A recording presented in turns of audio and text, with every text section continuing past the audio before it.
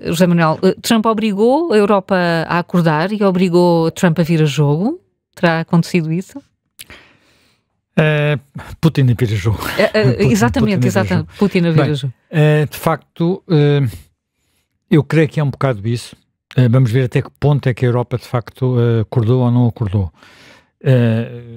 Mas antes de ir à Europa, que eu neste momento talvez seja mais crítico para nós, porque nós também fazemos parte da Europa e, portanto, de alguma forma temos que estar envolvidos, apesar de eu acho que há muita gente em Portugal que pensa mais ou menos o mesmo que Trump. Trump diz, there are a beautiful ocean between us, portanto há um oceano muito largo entre nós.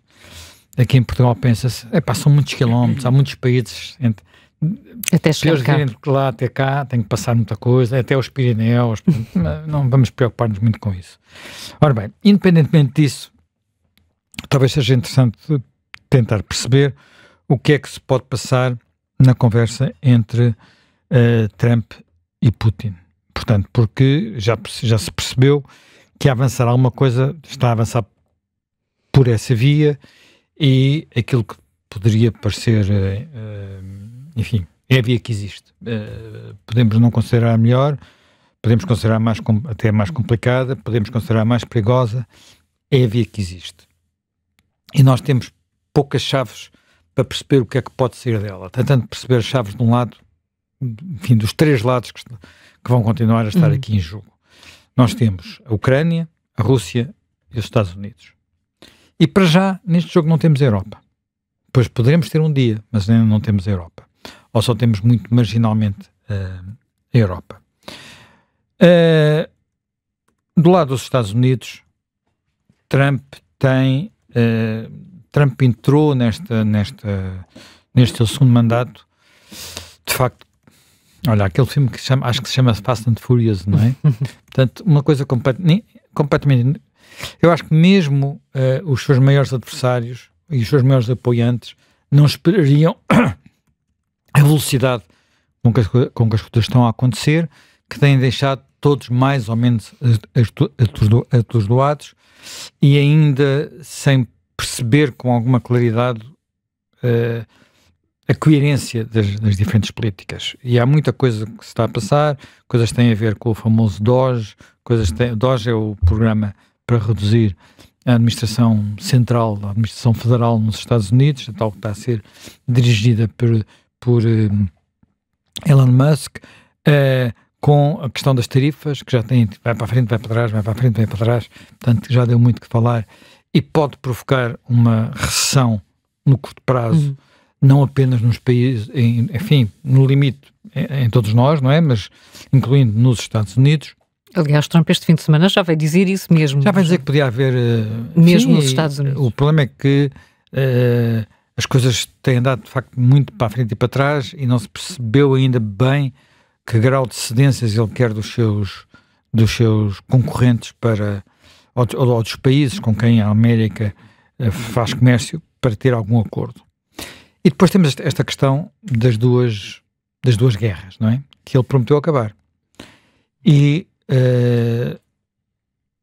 não se via como é que era possível acabar de um dia para o outro com a guerra na Ucrânia, e não acabou, de facto. E mesmo no que diz respeito ao Médio Oriente, que é outro tema, não vamos falar dele aqui hoje, estamos no final da primeira fase, as coisas estão a começar a patinar, como se costuma dizer, e não há muita visibilidade sobre como é que se vai evoluir, porque ninguém imagina que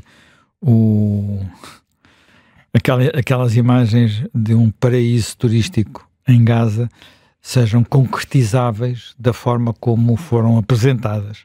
Não quer dizer que não tenha que tudo passar um dia por um plano para Gaza que seja mais do que apenas aquilo que Gaza tem sido nos últimos quase 80 anos, que é um enclave entre o Egito e Israel, onde se acumularam portanto, árabes, alguns que já lá viviam, outros que foram para lá depois da guerra da independência de Israel, e portanto onde as coisas têm agravado por muitas e variadas razões. E portanto não há ainda muita visibilidade sobre o que possa acontecer aí.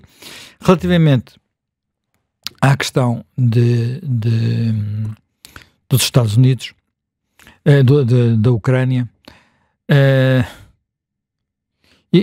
muito difícil perceber o que é que Trump vai fazer e como é que o vai fazer. Portanto, eu diria, nós já tentámos encontrar uma explicação para a sua atuação numa visão mais ampla de futuro, que envolvesse a questão das terras raras, das riquezas minerais, da concorrência com a China, mas depois, até no dia em que tivemos aqui um programa precisamente sobre isso, aqui um contracorrente sobre isso, nesse dia à tarde fomos surpreendidos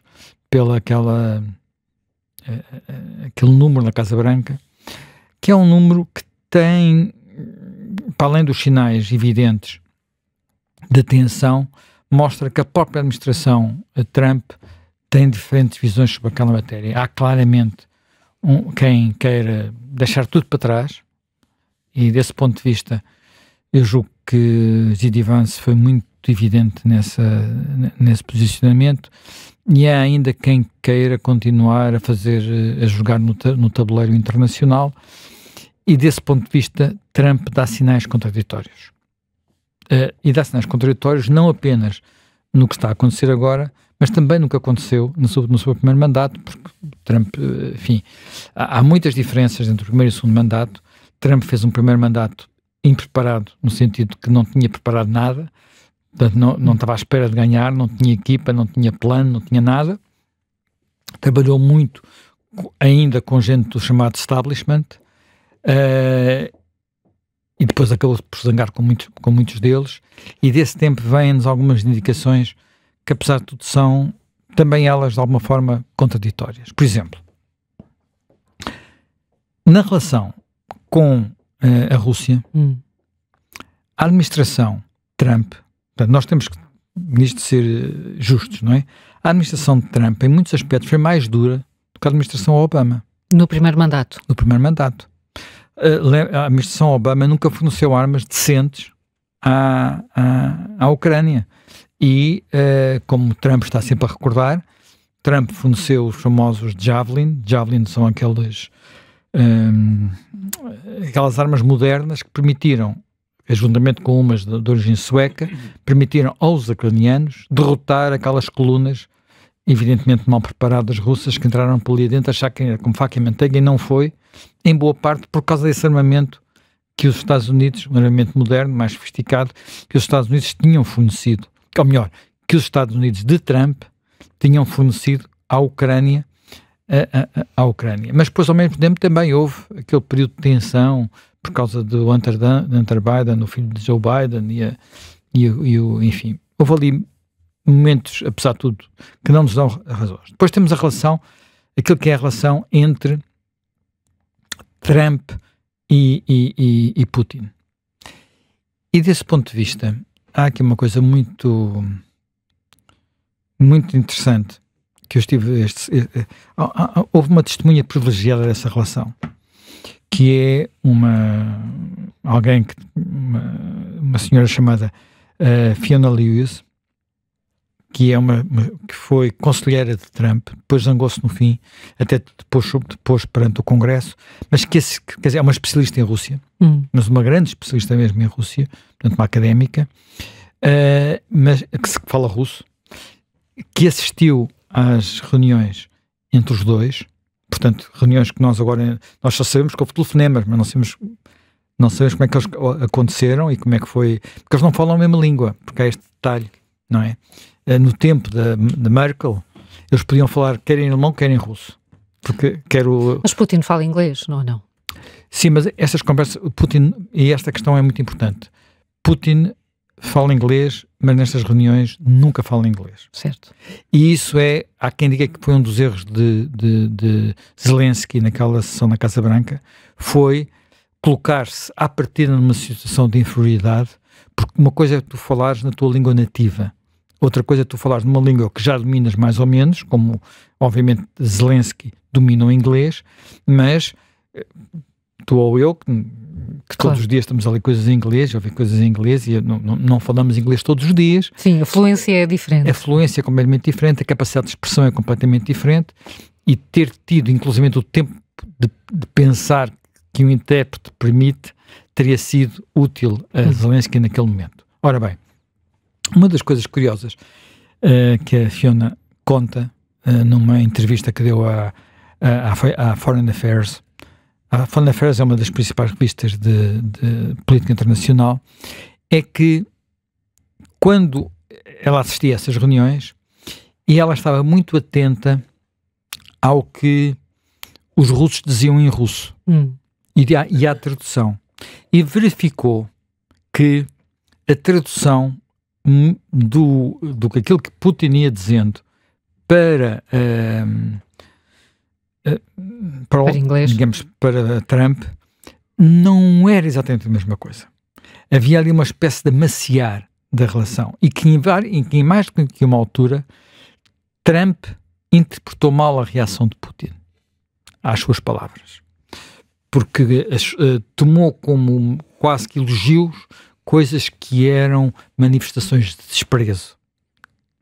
Estás a ver? Sim. Pronto, isto é a interpretação dela, mas ela esteve lá presente, é uma testemunha, e portanto isto faz-me recear como é que é a relação, porque basicamente há ali duas maneiras de estar que são muito, muito diferentes daquilo que nós podemos até agora perceber. Temos de um lado alguém que se acha um as da negociação. Reparemos, Trump escreveu um livro e o livro chama-se A Arte de Negociar. Curiosamente, há quem diga, há quem defenda que antes de ir falar com Trump é bom ler o livro, fazer o trabalho de casa. Eu nunca li o livro, não tenho vontade nenhuma de ler. Não sei se um dia não terei que ler para perceber melhor o que está a passar no mundo, mas já me disseram que quando vais negociar com Trump, o melhor é fazer o trabalho de casa e perceberes como é que ele funciona. Porque a arte de negociar é escrito por alguém que na altura não era um político ainda, portanto é muito feito por alguém que negociava num dos terrenos mais agressivos, que é o imobiliário, não é? E, portanto, a forma de regatear, de negociar é muito de chantagear o outro e avançar e recuar, é muito diferente da forma de negociar diplomática, que é muito mais não é com luvas de boxe, é com luvas de pelica, portanto as coisas são muito diferentes. E, portanto, há este lado que nós nunca sabemos exatamente se aquilo que está a ser dito é para levar a parada para depois vir para trás, ou se o que está a ser dito é realmente abrir o caminho. E por outro lado temos alguém que do outro lado tem uma maneira de estar na política que é completamente diferente.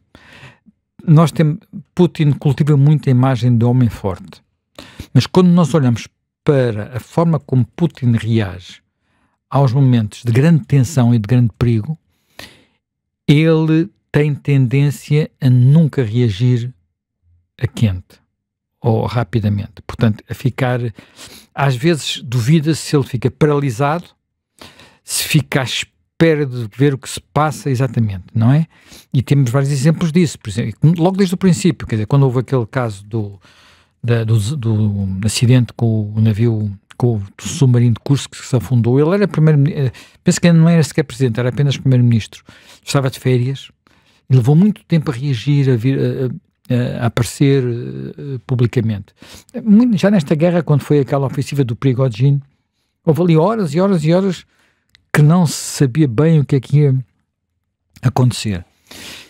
E por isso, agora isto é um sinal de quê? E como é que isto acontece? Quer dizer, agora, em relação a esta proposta de cessar fogo por 30 dias, também demorou muito a ouvirmos o lado russo. Também demora muito. E isto pode querer significar várias coisas.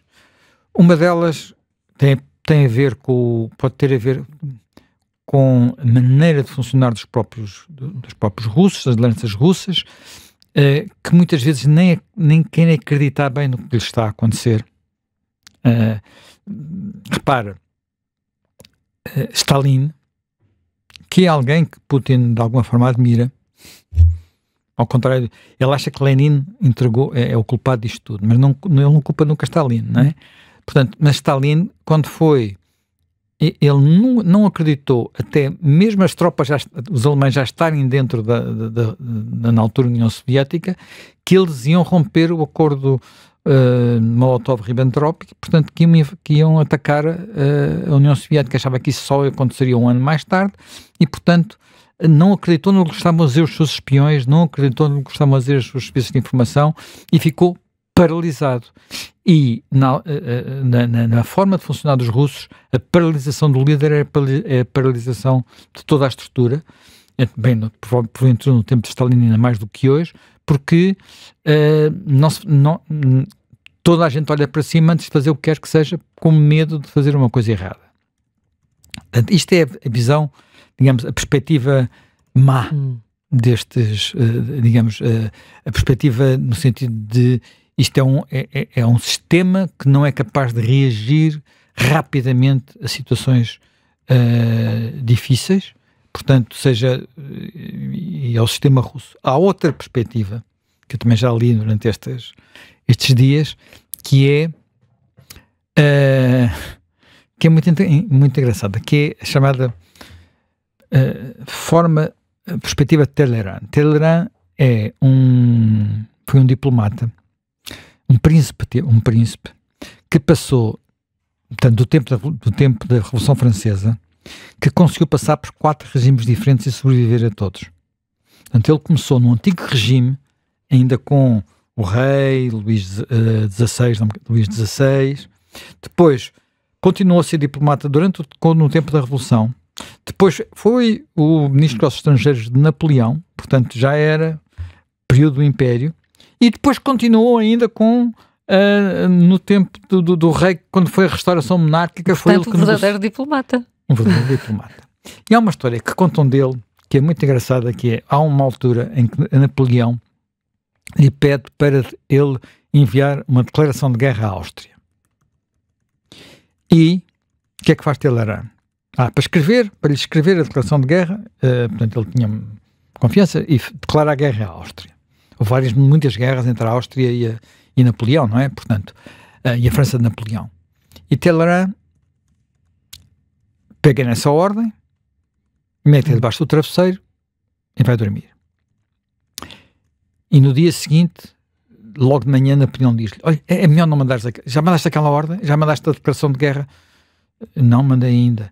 Ainda bem, porque nós não estamos preparados ainda bem para a guerra com a Áustria. E costuma-se dizer que Talleyrand dizia assim: não faças hoje aquilo que tu podes arrepender amanhã. Portanto, dormir sobre o assunto. Ao contrário do que a gente costuma dizer, não é? A gente costuma dizer: não guardes amanhã aquilo que podes fazer hoje. E ele dizia: não faças hoje aquilo que te podes arrepender amanhã. Portanto, no fundo, dormir sobre os assuntos, dar aqui algum tempo. E, portanto, onde é que está aqui a verdade na forma de atuar dos russos e de Putin em particular? Eu não sou capaz de responder e talvez nos próximos dias nos deem mais algumas pistas. Eu acho que claramente não é o estilo de Trump. Trump é alguém que não faz ontem aquilo que... Sim, é muito impulsivo. É muito impulsivo, percebe-se que muitas vezes ele está a tentar autocontrolar-se, mas depois aquilo ele não resiste. E, portanto, isto pode ser, às vezes, importante naquilo que venha a acontecer. Ora bem, isto é o que nós não sabemos das negociações. O que é que pode estar em cima da mesa daquilo que já nos foi dito? Percebe-se que do lado dos negociadores americanos, quer dizer, o Michael Waltz, portanto, que é o secretário de defesa, o conselheiro de Segurança Nacional, quer do lado do enviado, repara, o enviado que foi a Moscovo e que esteve lá em conversações na semana passada, foi o mesmo que esteve no Médio Oriente e que na altura pressionou Netanyahu a fazer o acordo de cessar-fogo. Portanto, foi lá e conseguiu isso ainda antes da tomada de posse. É um homem do imobiliário. É um magnata do imobiliário de Nova Iorque. Portanto, tem o mesmo estilo de Trump. Mas não percebe nada de Rússia. Como não sei o que é que ele perceberá. No Médio Oriente ele já tinha tido tinha estado nas negociações anteriores lá, mas de Rússia não tem nenhuma pista. Quer dizer, não percebe nada de Rússia. Provavelmente percebe mais do que eu hoje, quanto mais não fosse porque já conheço os líderes lá. Mas não tem esta experiência. Bem, o que é que eles podem estar a dizer e o que é que se percebe do lado daquela declaração de ontem, feita no Air Force One de Trump, que diz que vai conversar com Putin e que vão estar em cima da mesa temas como o território e como, por exemplo, a energia. Eu acho que aquilo que está digamos, na cabeça de Trump e que provavelmente e percebe-se pela reação de Putin à proposta de cessar-fogo que também estará do outro lado, só que o ponto de partida parece-me ser diferente. O que Putin disse é, sim senhora, aceito o cessar-fogo, basicamente se vocês se renderem. Isto é, se me entregarem aquelas 4 províncias, na prática 5 províncias que eu já declarei que fazem parte da Rússia, e repara, nenhuma dessas 5 províncias, só a Crimeia que está totalmente ocupada pela Rússia, as outras 4, 2 delas estão quase todas ocupadas pela Rússia, portanto, estou a falar Luhansk e Donetsk, que é o Donbass propriamente dito, e as outras 2 nem metade, as capitais não estão, portanto, Kherson e Zaporizhia, portanto, as cidades capital não estão ocupadas pelos russos, portanto, vocês dão não só aquilo que eu já ocupei, como ainda mais, não fazem parte da NATO, não vêm para cá tropas europeias, enfim. Quer dizer, só falta dizer, demitam o Zelensky, mas isso é quase uma consequência inevitável deste tipo de rendição, e coloquem lá um fantoche, como é o fantoche que está na Bielorrússia, né? Lukashenko. Alguém parecido com o Lukashenko. Bem, isto é a posição de partida maximalista, portanto é aquilo que um negociador imobiliário também faria, não é? A posição, eu creio que Trump, até pelo acordo das terras raras, boa parte delas ficam nestas zonas que a Rússia agora reivindica, até por isso terá um interesse em algum tipo de acordo que passará aparentemente por cedências da parte da Ucrânia de território. E eu achei curioso aparecer aqui a questão da energia e das centrais elétricas. Porquê? Porque isto pode ter vários significados. Não sapaclado. Repara, uma das centrais elétricas a central elétrica mais potente da Europa, que é a central de Zaporizhia, portanto é a central nuclear de Zaporizhia, que está parada neste momento, está ocupada pelos russos. Qual é a ideia de Trump? É dizer assim,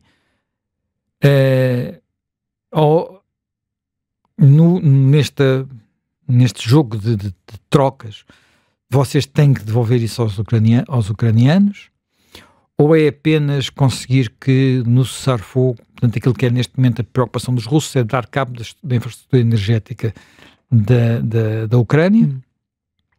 Tem sido nos últimos tempos, não é? Para fazer sofrer o povo com o frio do inverno, ou será parem com os ataques à infraestrutura energética? Não sei o que é que está na cabeça dele, podem ser coisas diferentes.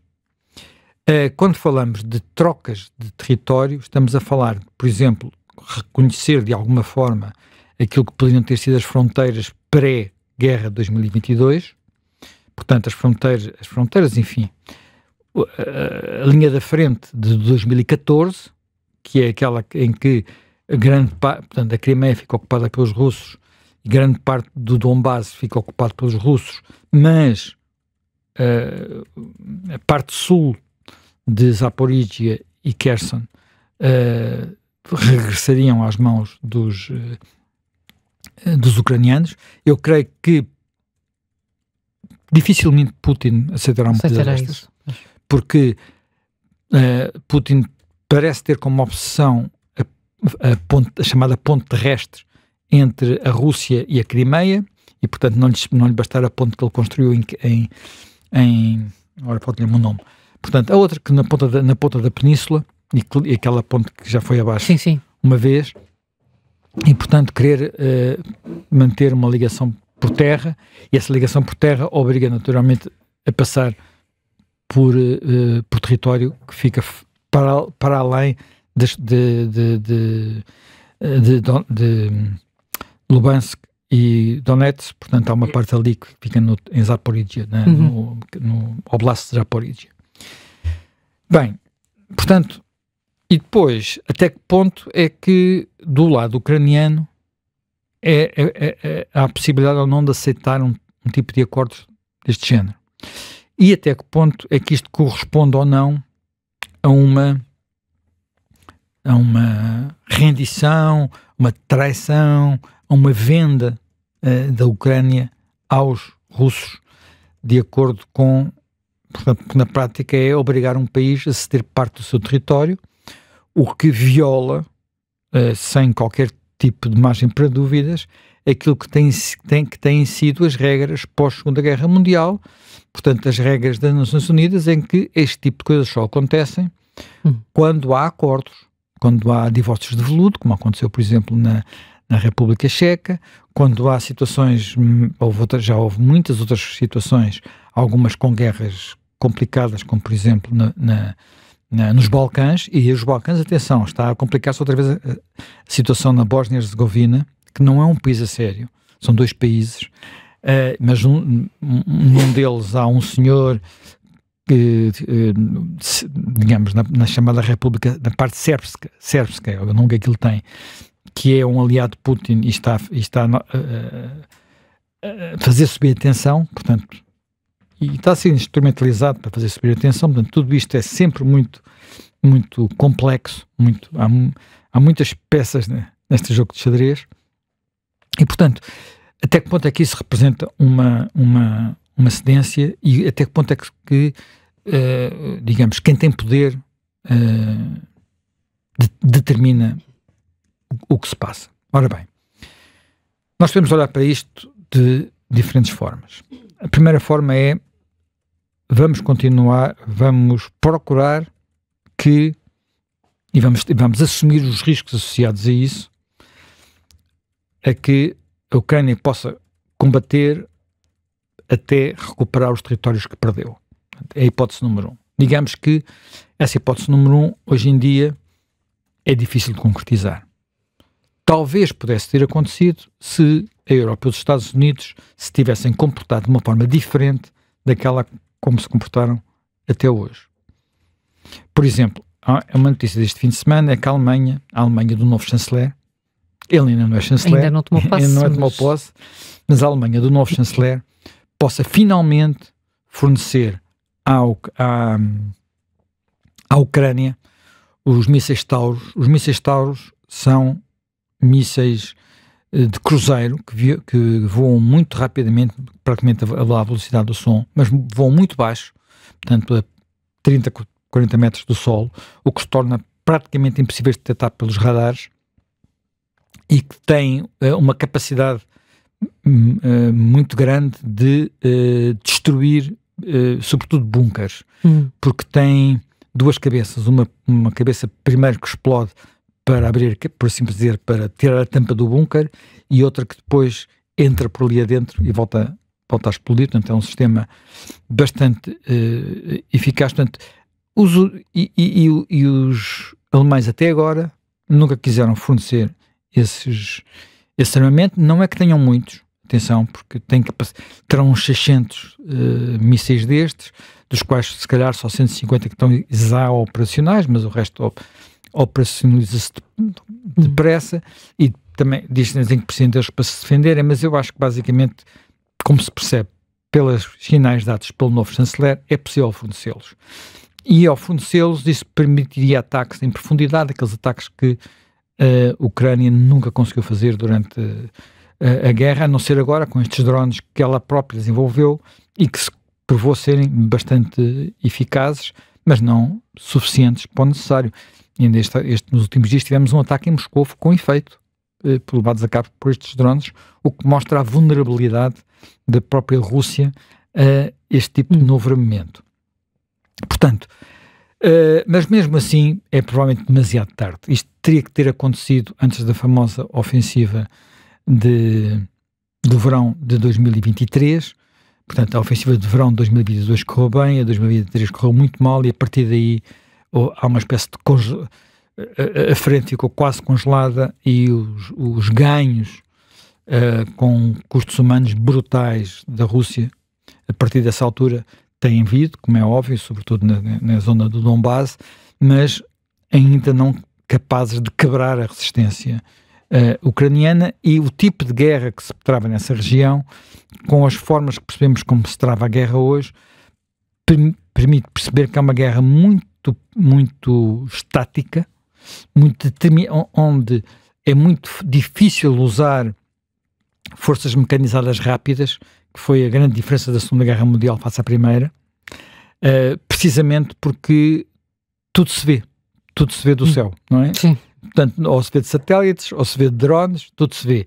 E, portanto, o que quer que se mexa, imediatamente é atacado, e os norte-coreanos acabaram de perceber bem o que é que lhes podia acontecer quando entraram, sem perceber que estavam num tipo de guerra novo. Ora bem, portanto, ou achamos que isso é possível, ou então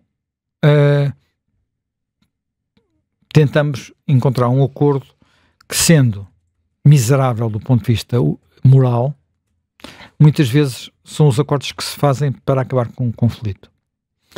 E nós, que é um acordo de tentar congelar as linhas da frente, portanto, e nós temos exemplos de coisas desse género, que têm, apesar de tudo, quer dizer, mas que representam muitas vezes cedências que moralmente nos repugnam. Eu vou dar 2 exemplos de situações dessas. Uma que existe há muito tempo e que nem sequer tem, a guerra não acabou formalmente, que é a Coreia do Norte e a Coreia do Sul. A guerra entre a Coreia do Norte e a Coreia do Sul, o que há é um armistício que congelou a linha da frente, que tem 240 e poucos quilómetros, criou ali uma faixa de 4 quilómetros de largura. 4 quilómetros não é nada, não é? Pois não. Não é nada. A separar os dois exércitos, com suspeitas permanentes que os norte-coreanos estão a escavar túneis por baixo dessa linha da frente, e ainda por cima uma linha da frente que fica pertíssimo da capital da Coreia do Sul. Eu estive na Coreia do Sul, a primeira vez que fui à Coreia do Sul, visitei a linha da frente. Pá, é menos de 1 hora de caminho, não é? Chega-se lá num instantinho. É ali uma distância mínima, portanto. E essa zona é militarizada? Tem essa zona, essa faixa desmilitarizada, portanto nem sequer é perto do paralelo 38, mas não é o paralelo 38, como era em tempos no Vietnã, portanto é assim, faz assim uma curva, tem lá de cada um dos lados arames farpados e forças e tal. Os americanos nunca saíram da Coreia do Sul dizendo estamos aqui a apoiar-vos para vocês não serem... Pois, estava a tentar relacionar e perceber se havia tropas estrangeiras. Não, há tropas estrangeiras e um contingente norte-americano lá. E a Coreia do Sul tem um exército sofisticado, não é? Portanto, sofisticado do ponto de vista quer do armamento, que fabrica bom armamento, quer da sua dimensão. Bem, a Coreia do Norte nem se fala. Portanto, isso é uma daquelas situações, só que aqui há um problema grande chamado tamanho da linha da frente, porque nós estamos a falar de 200 km, estamos a falar, eu não sei exatamente qual é a dimensão, depende um bocadinho, mas estamos a falar de algo que começa em Kherson e vai até a norte de Kharkiv, portanto são mais de 2.000 km, portanto é uma coisa, é uma linha da frente de Lisboa-Paris, não é? Portanto, para as pessoas terem uma ideia da dimensão do que isto pode ser. Portanto, é de facto muito longa, muito extensa. É difícil de imaginar como é que qualquer tipo de força possa estabilizar do lado da Ucrânia, dar a segurança absoluta desta linha da frente. É evidente que depois há conflito, há outras situações que por vezes também são muito injustas. Por exemplo, e aqui há uma coisa, eu tive até ontem a ler um bocadinho sobre isso, porque isso às vezes é referido como sendo um momento de traição aos povos do leste da Europa, que é a Cimeira de Yalta, a Conferência de Yalta, que reuniu Churchill, Stalin e um presidente americano, Roosevelt, já muito bem, então morreria pouco depois. Pronto. Roosevelt fez questão de ir de barco, a parte da viagem fila de barco, até, não direi que até Yalta, mas vindo do outro lado do Atlântico, e muitas pessoas têm dito que o que aconteceu aí basicamente foi dizer assim, foi dar a Stalin, dar à União Soviética uma espécie de tutela sobre aquilo que viriam a ser os países de leste. Portanto, houve grande discussão sobre a questão da Polónia. Churchill bateu-se imenso pela Polónia, mas no fim Stalin disse, nós estamos lá. Portanto, havia os polacos de Londres e aquilo que o Stalin dizia, os polacos de Varsóvia, que eram os comunistas que ele tinha levado para Varsóvia, porque entretanto tinha havido a destruição de Varsóvia com o Exército Vermelho a ver na revolta do verão de 44. Mas mais do que isso, uma quantidade de outros países, mas basicamente correspondia a quê? Correspondia ao que o Exército Vermelho tinha ocupado, onde ele estava já. O Exército Vermelho, nessa altura, já estava praticamente a entrar naquilo que era o território da Alemanha. Portanto, já não estava muito longe de Berlim, portanto, já estava a ocupar praticamente tudo isso e, portanto, isto é a realidade do terreno. Sim, e achas que isto pode acontecer agora também?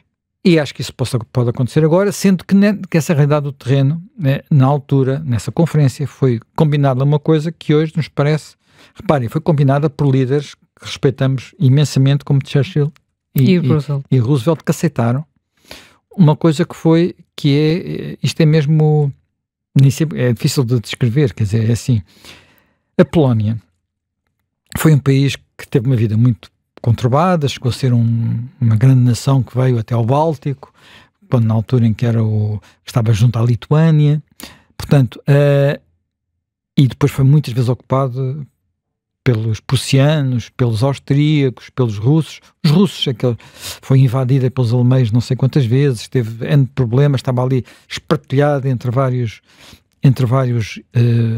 impérios, e quando conseguiu a sua independência, a seguir à Primeira Guerra Mundial, curiosamente consegue a sua independência com linhas de fronteira que não são as linhas de fronteira que franceses e ingleses tinham proposto tinham proposto na Conferência de Versailles. Porque na Conferência de Versailles a linha da frente estava muito indefinida, não é? Ainda nessa zona. A guerra, nós temos a ideia que a guerra acabou em 18, não. A guerra prolongou-se muito mais muito para lá de 1918, no leste da Europa, e nessa altura havia guerra entre a Polónia e a União Soviética. O Exército Vermelho, já com Trotsky, já com Stalin também. Stalin estava lá a comandar cargas de cavalaria, portanto, e só que eles foram derrotados. Ao contrário de todas as expectativas, o Exército Vermelho foi derrotado e, portanto, a linha proposta entre outros Chamberlain, não foi Chamberlain, foi Clemenceau, essa linha foi empurrada de 100 e tal quilómetros para leste. E, portanto, cidades como Lviv, ou Lvov, ou Lemberg, em alemão, portanto, tem vários nomes, ficaram na Polónia. E aquilo que Stalin disse foi, bem, isto não pode ser assim, isto é uma traição aos ucranianos, se eu aceitar, repara, uma traição aos ucranianos, dito por Stalin, se eu aceitar que a fronteira da Polónia fica onde está.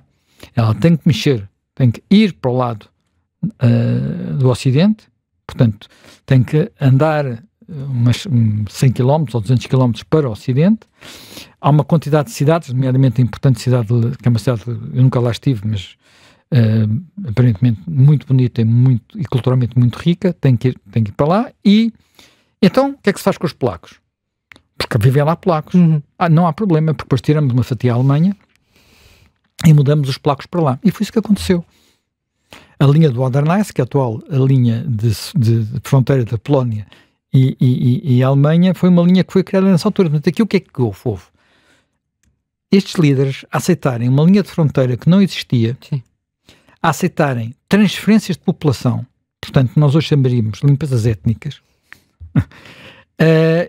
para chegarem a um acordo sobre o fim da Segunda Guerra Mundial. Bem, estamos a falar de uma guerra com uma dimensão que não é a que temos hoje. Portanto, mas às vezes a única forma de acabar com algumas guerras é aceitar que, entre outras coisas, há transferências de população. Nós hoje temos uma enorme repugnância em fazê-lo, mas, infelizmente, a ideia de que toda a gente consegue conviver pacificamente não acontece. Os Balcãs estão em paz porque houve limpezas étnicas e houve transferências de população. Não sei como é que eles estariam se isso não tivesse acontecido.